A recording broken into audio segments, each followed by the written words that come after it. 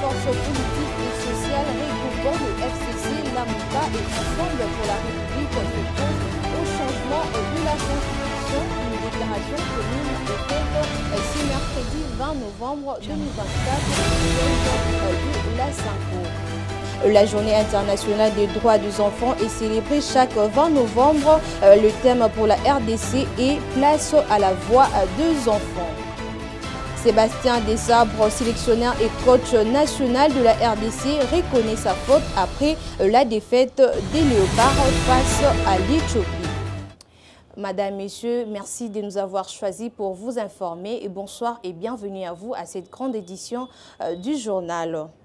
Le président de la République, Félix-Antoine Tshisekedi, est arrivé ce mercredi au Zimbabwe pour participer au sommet extraordinaire de chefs d'État et gouvernement de la SADC. Le thème retenu pour ces sommets est promouvoir l'innovation en vue de découvrir de nouvelles perspectives de croissance et de développement économique durable en faveur de l'industrialisation de la RDC. Comme annoncé au sommaire, le principal force politique congolaise regroupant le FCC, l'AMUCA et Ensemble pour la République s'oppose au changement de la Constitution et se sont exprimés ce mercredi au siège de la Cinco à Kinshasa. La modification de la Constitution, selon elle, représente une menace grave pour le pays. On les écoute.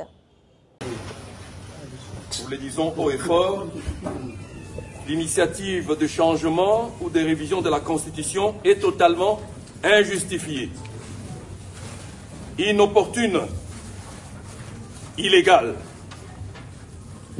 anticonstitutionnelle, une menace grave contre la cohésion nationale et une haute trahison de la part de M. Tshilombo.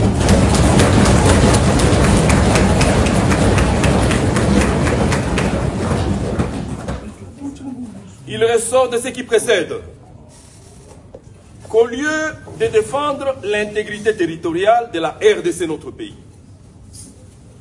de s'attaquer aux véritables problèmes du pays, de promouvoir la cohésion nationale, M. Tshisekedi, puisqu'il s'agit de lui, cherche à changer la Constitution pour s'éterniser au pouvoir, du reste usurpé, et briguer un troisième mandat en violation de l'article 70.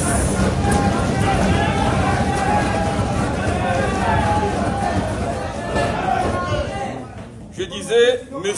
Tshisekedi, puisqu'il s'agit de lui, cherche à changer la Constitution pour s'éterniser au pouvoir, du reste usurpé, et briguer un troisième mandat en violation de l'article 70, qui limite le nombre de mandats présidentiels à 2, et à l'article 220, qui impose entre autres que le nombre et la durée des mandats du président de la République ne peuvent faire l'objet d'aucune révision constitutionnelle.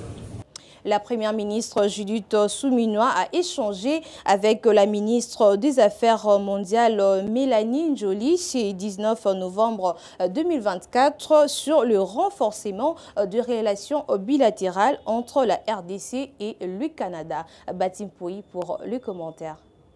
19 novembre 2024, la première ministre Judith Suminwa a poursuivi sa série de rencontres avec les autorités canadiennes en échangeant avec la ministre des Affaires mondiales Mélanie Joly sur le renforcement des relations bilatérales entre la RDC et le Canada. Les deux personnalités ont convenu d'intensifier les échanges dans le cadre de la nouvelle stratégie Canada-Afrique. Au cœur des discussions, la situation sécuritaire dans l'est de la RDC a occupé une place majeure. La ministre canadienne a exprimé son engagement à soutenir les efforts des participations, déclarant que le Canada est prêt à jouer un rôle positif pour ramener la paix et la stabilité dans la région. Mélanie Joly s'est également dite préoccupée par les violences persistantes, notamment les violences sexuelles et les violations des droits humains. La première ministre Judith Suminwa a salué cet engagement et a appelé une implication accrue du Canada, soulignant que ces échanges renforcent l'espoir d'une coopération plus étroite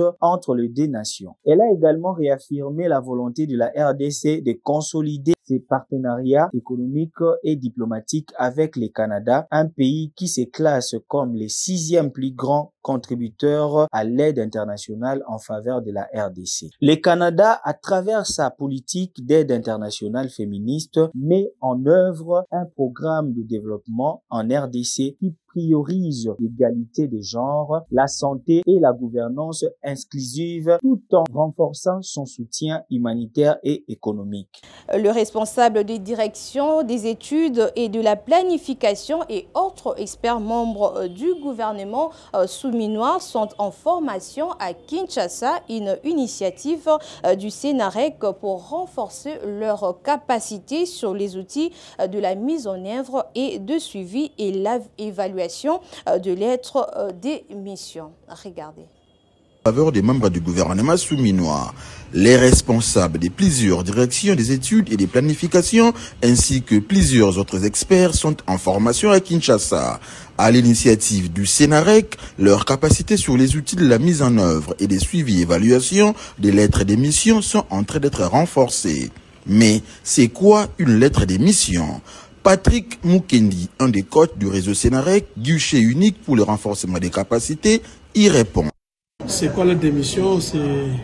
C'est juste un moyen pour responsabiliser les ministres vis-à-vis de leurs engagements auprès de la Première ministre au regard de leurs priorités sectorielles et aussi l'idée d'un contrat de performance. Comment est-ce que chaque ministre devait arriver à booster ses engagements, parce que c'est un outil qui devait au finish arriver à mesurer sa performance.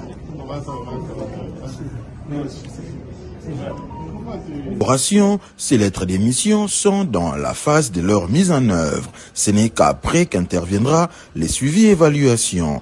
Ouvert vendredi 15 novembre dernier, ce séminaire de renforcement des capacités s'étend sur 8 à 19 jours. Changeons de chapitre à présent. Le vice-premier ministre, ministre du Commerce intérieur, Julien Paluku, mobilise sa task force pour permettre à la RDC de capter une grande partie des 150 milliards d'euros disponibilisés par l'Union européenne en faveur des pays africains. On l'écoute. C'est la première réunion de cette task force qui a été instituée le 25 octobre 2024 à Kisangani par son Excellence Monsieur le Président de la République à la suite des constats selon lesquels il y a beaucoup de fonds qui circulent à travers le monde. Il a été en Chine, il y avait 50 milliards annoncés par le président chinois, mais également pour le continent européen, il y a une initiative qu'on appelle le Global Gateway qui a mis en branle 300 milliards d'euros, dont 150 milliards destinés à l'Afrique. Voilà pourquoi le président de la République a estimé qu'il était important au regard des différents défis auquel fait face la RDC, que notre pays puisse capter ces financements-là pour accroître sa compétitivité et son niveau de développement. Annoncé le 25 octobre, nous avons été notifiés par le secrétaire général le 6 novembre la décision telle que prise par le gouvernement, et ce n'est que le 15 novembre que Madame, son Excellence la Première ministre, nous a écrit pour nous donner les indications concrètes de la manière dont nous devons dérouler les travaux, à savoir comment nous positionner face à ces financements de 150 milliards de dollars. 2, identifier les obstacles à l'investissement, c'est-à-dire qu'est-ce qui pourrait freiner en fait l'attractivité vers la République démocratique du Congo. Et 3, élaborer un ensemble de projets qui vont capter ces financements-là. Et donc il était nécessaire que tous les experts des ministères concernés puissent être au parfum de la note conceptuelle pour comprendre, avoir une compréhension globale de toute cette schématisation telle qu'est faite par le président de la République en vue d'élaborer ou de rassembler les projets, parce que les projets sont déjà identifiés dans les niveaux ministériels. mais également nous avons associé la Fédération des entreprises du Congo, parce qu'en fait, c'est pour le secteur privé que le président de la République voudrait travailler. Il faut créer une classe moyenne, il faut créer une classe d'opérateurs économiques à même d'être autant compétitifs que d'autres opérateurs à travers l'Afrique, à travers le monde. Et donc, cette première réunion de la task force a été très utile parce qu'elle va nous permettre de dérouler un calendrier qui nous permettra à l'horizon, peut-être fin novembre 2024, de présenter un projet au niveau du gouvernement qui va retracer tous les aspects administratifs, financiers et opérationnels de manière à démontrer à la face du monde que la RDC est prête à capter ces financements qu'on appelle Global Gateway de l'Union européenne pour la panoplie de projets que nous avons. Je sais que les projets que nous avons rassemblés dépassent déjà les 150 milliards. Si nous pouvons capter tous les 150 milliards, ça sera une très très bonne chose. Mais je sais que nous n'allons pas être avares, on va laisser aux autres Africains aussi capter leur partie. Mais si nous captons déjà 60 à 70% pour la RDC, ça sera une très très bonne chose. Et je compte beaucoup sur l'expertise qui est située au niveau ministériel pour qu'on arrive à pouvoir atteindre cet objectif nous assigné par le président de la République.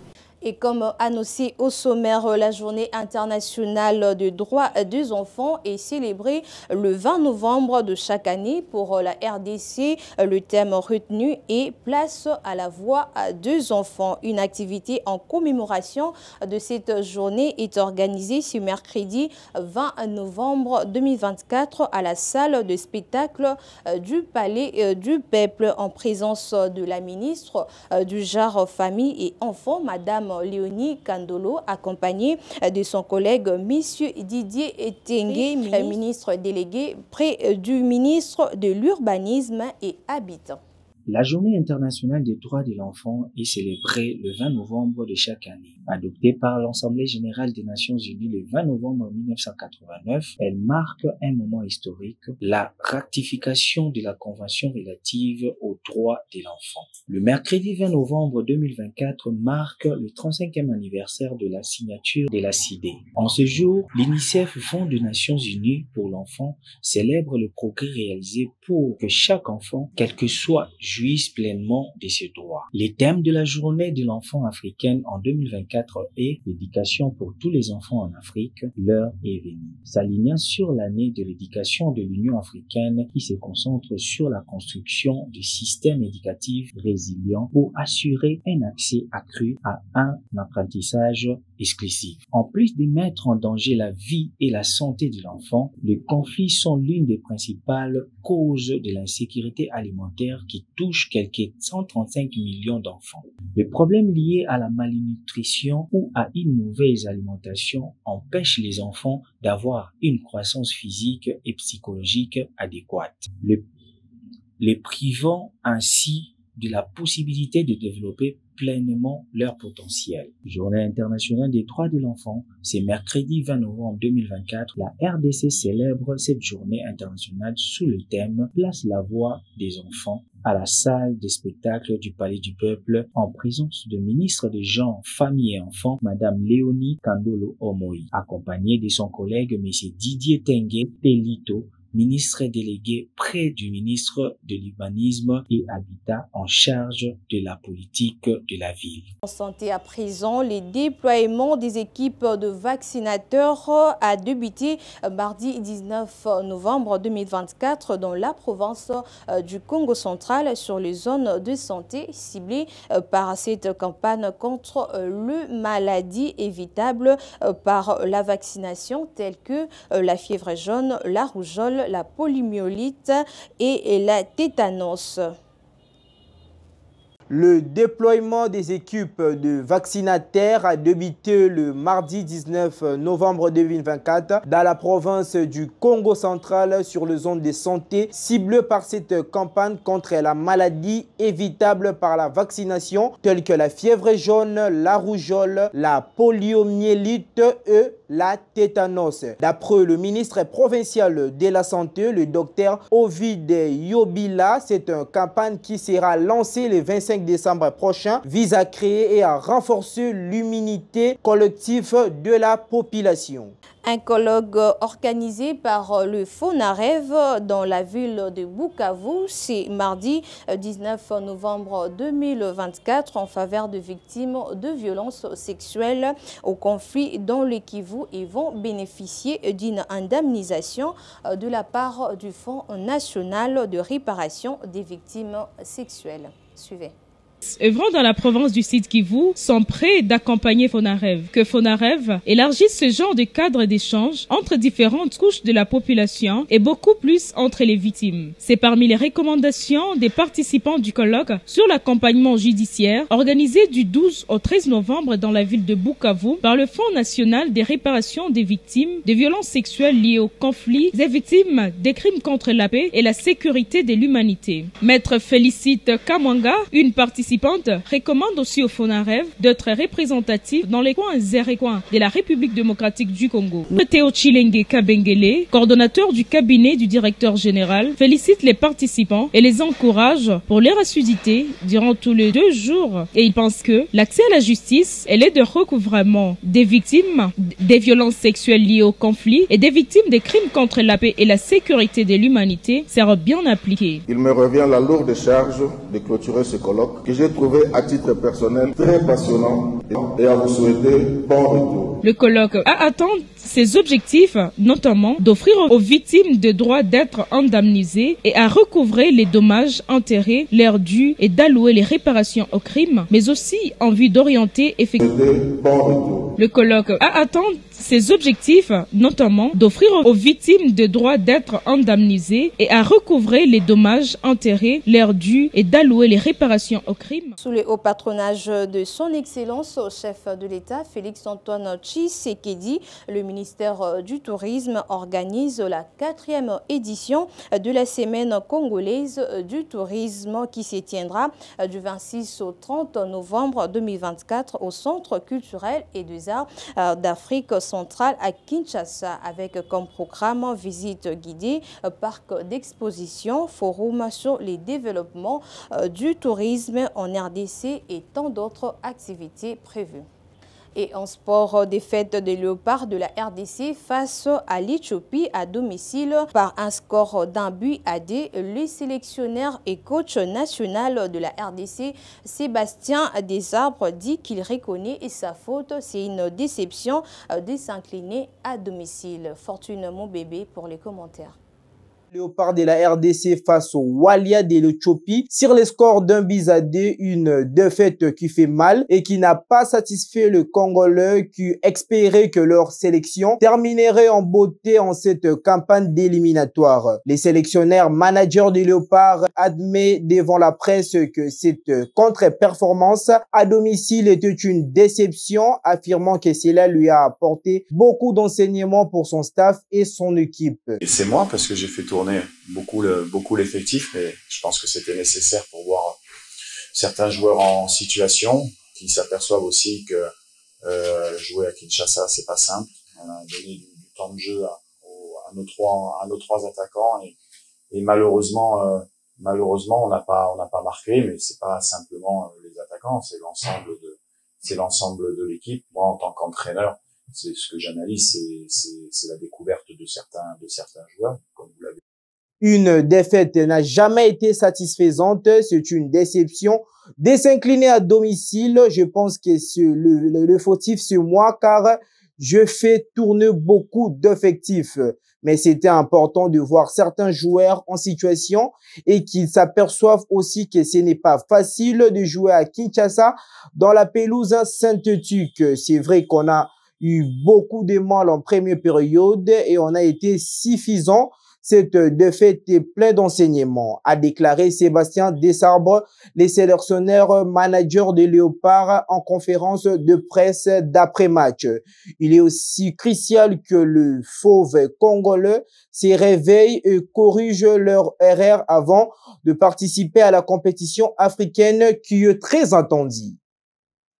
toujours en sport, cette fois-ci pour finir, le ministre des Sports et Loisirs Didier Boudimbu a échangé avec les comités dirigeants de tout-puissant Mazembe Club de Lubumbashi et rassure que le processus de soutien financier est en cours dans les circuits et de finances publiques. Images et commentaires. Rassuré par le ministre des Sports et Loisirs d'entrer en possession de ces subventions de l'État. Maître Didier Boudimbu l'a dit ce lundi 18 novembre 2024 à la délégation du club de Lubumbashi, conduite par son secrétaire général Frédéric Kitenge Kinkumba, qu'il a reçu dans son cabinet de travail.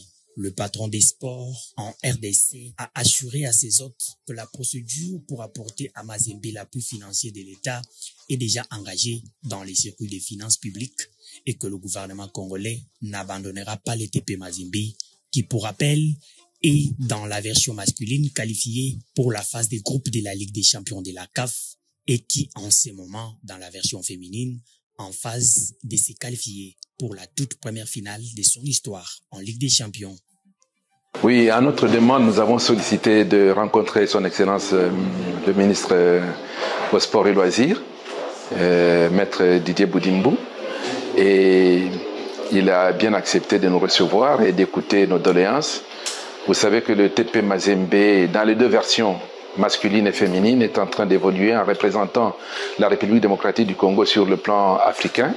Mais depuis un certain temps, depuis presque 4 ans aujourd'hui pour les hommes et depuis 1 an et demi pour les dames, on n'a pas le soutien du gouvernement congolais comme ça devait se faire.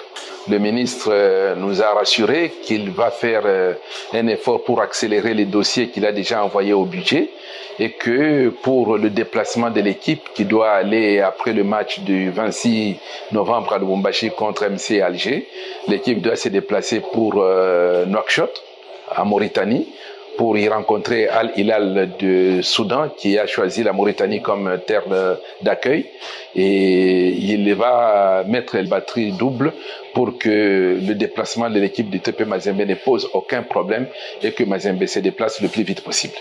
D'ailleurs, séance tenante, Maître Didier Boudimbu a promis à la délégation de Mazembe qu'en cas de qualification des filles pour la finale, il prendrait son avion pour aller leur apporter au Maroc où se joue cette Ligue des champions de la CAF le soutien du président de la République et de toute la nation congolaise. Demain, les filles jouent la demi-finale de la Champions League africaine. Le ministre des Sports et Loisirs lance un appel aux filles pour qu'elles fassent tout pour se qualifier, car en cas de qualification, il prendra son avion pour assister à la finale de la Champions League du TP Mazembe au Maroc. Et ça sera un encouragement terrible pour les filles. Madame, Messieurs, c'est la fin de cette édition du journal, mais avant tout, le rappel des titres. Les principales forces politiques et sociales regroupant le FCC, l'AMUCA et Ensemble pour la République s'opposent au changement de la Constitution. Une déclaration commune est faite ce mercredi 20 novembre 2024 au siège de la SANCO. La journée internationale des droits des enfants est célébrée chaque 20 novembre. Le thème pour la RDC est « Place à la voix des enfants ».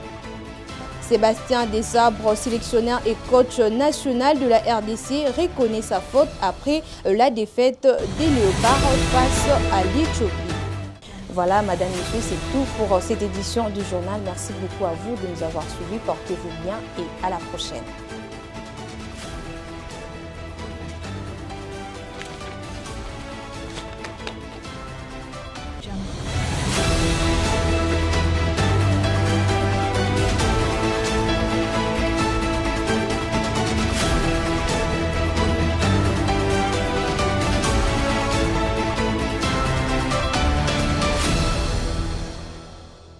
Audio Jungle.